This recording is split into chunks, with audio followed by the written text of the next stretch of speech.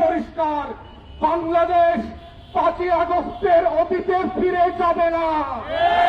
বাংলাদেশে আওয়ামী লীগ ফিরে আসতে পারবে না। বেগম আর মীর জাফরদেরকে প্রতি প্রজন্মের কাছে যেভাবে পরিচয় করিয়ে দিতে হয়, আমাদের দেশের বুদ্ধিদের সারা গোলাম মিডিয়া এবং রাজনৈতিক দলগুলো দেশের সবচেয়ে ক্ষতিকর এলিমেন্টগুলোকে জাতির তরুণদের সামনে বন্ধু বেশে গত 54টা বছর পেশ করেছে।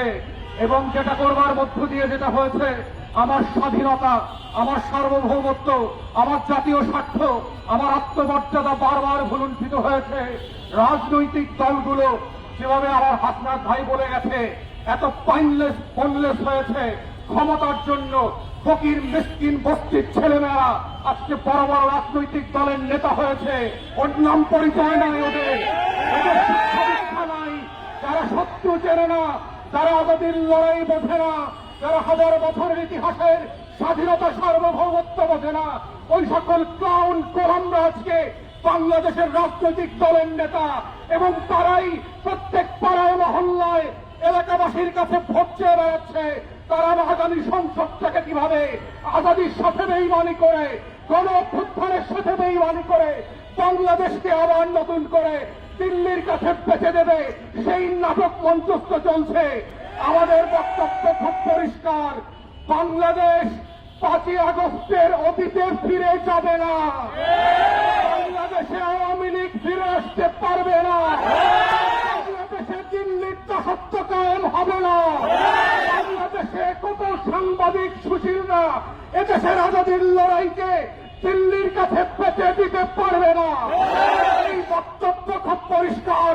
যারা বাংলাদেশের আনাচে কানাচে প্রান্তে ঘুরে বেড়ান নয়, যারা বাংলাদেশের অলিতে গলিতে টান দোকানে আজাদির আকাঙ্ক্ষা বোঝেন না, যারা ওসমান হাদির নামটা পর্যন্ত সুন্দর করে উচ্চারণ করতে পারেন না, তারা ইনকিলাব মঞ্চের নাম শোনেন নাই, তারা আগামী দিনের বাংলাদেশে অপ্রাসঙ্গিক হয়ে যাবেন।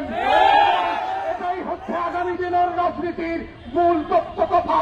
এটাই হচ্ছে আজাদির বাংলাদেশ। এটাই হচ্ছে বাংলাদেশ 2। এবং সেই বাংলাদেশ 2 লড়াইতে একটা দুইটা বুলেট না, লক্ষ বুলেট দিয়েও এই আজাদির লড়াই বন্ধ করা যাবে না। আপনারা বারবার চেষ্টা করেছেন, হেফাজতের গণহত্যা হয়েছে, 1,64,000 বুলেট মেরেছিলেন। আওয়ামী লীগ ক্ষমতায় থাকতে পারে নাই। বিরোধী দলের 15,000 নেতা কর্মীকে খুন করেছেন। আওয়ামী লীগ ক্ষমতায় থাকতে পারে নাই। পিলখানায় গণহত্যা করেছেন। আমার 57 জন সেনা কর্মকর্তাকে শহীদ করেছেন। দিল্লির আধিপত্য টিকে থাকে নাই। নির্বাচন ব্যবস্থা ধ্বংস করে দিয়েছেন। 16 বছর ধরে কম গণমাধ্যম দিয়ে বাংলাদেশের আজাদির বিপক্ষে প্রত্যেক দিন তথ্য সন্ত্রাস করেছেন। আওয়ামী লীগ ক্ষমতায় থাকতে পারে নাই। পরিষ্কার বক্তব্য, বাংলাদেশের মাটির রং বোঝেন নাই, আজাদির রং চেনেন নাই। ওটা আওয়ামী লীগের পতাকার রং না, ওটা লাল সবুজের রং।